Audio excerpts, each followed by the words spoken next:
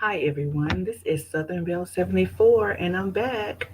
This is my first podcast of 2023. As you guys know, if you check my community wall, I've been under the weather, but I'm back and this is my first live show. So we're just going to go over some national hot topics. So just join the discussion, drop down in the chat if you want to, or just leave a comment. Please like, share, and subscribe. I'm trying to grow my channel. Let's get into our first story. This one is about a flesh eating drug that has hit the United States. I don't know if you guys have heard about this. And it's called the zombie drug. Never heard of Trank. I never heard of Trank or anything, man, until I came here. Alarm bells are sounding in Philadelphia about Trank. And you'd see people kind of like walking around looking like animals when their knuckles are touching the ground. Now Art El Malik's hands and knuckles are swollen to 3 times their natural size from exposure to the animal sedative xylazine, street name Trank. When I was leaving, somebody had samples, and that's what got me stuck, man. They had samples of pretty dope.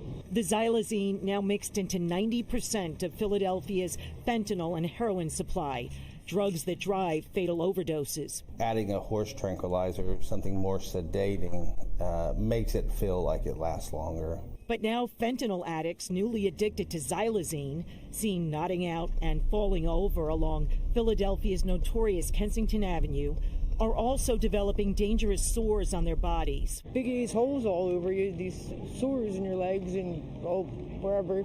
They just pop out of anywhere. Have the doctors told you that you could lose your leg? Yes. And that's not enough to get you to stop? Trying. It's a lot easier said than done. Art El Malik knows infection could precede amputation. Yeah, I mean, there's a possibility. Yeah, it's a possibility. A lot of my friends have lost their limbs already. Withdrawal symptoms associated with Trank can be brutal. I tried like cold turkey, man. I had a seizure and everything. You have problems on your legs? I did, man. I had like a hole in my shin, and I could literally put 2 fingers in there. We noticed one young man in a wheelchair missing his left foot.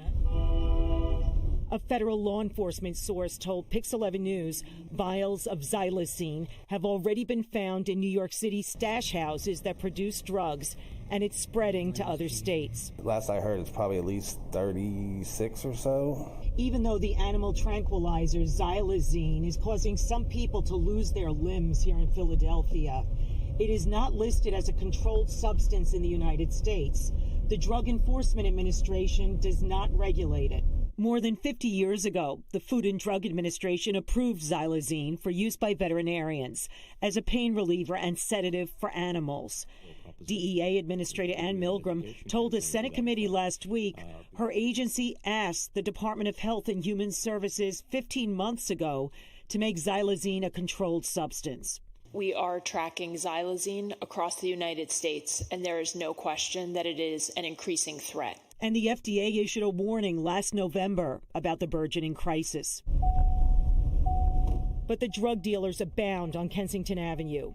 Ralph Dixon, a lifelong Philadelphia resident, told us he's never seen anything like what's happened with Trank. They have no place for these people. It was probably too potent for a human being to be taken in here.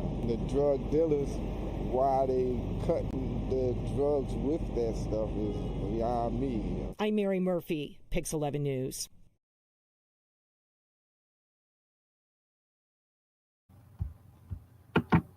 All right, guys.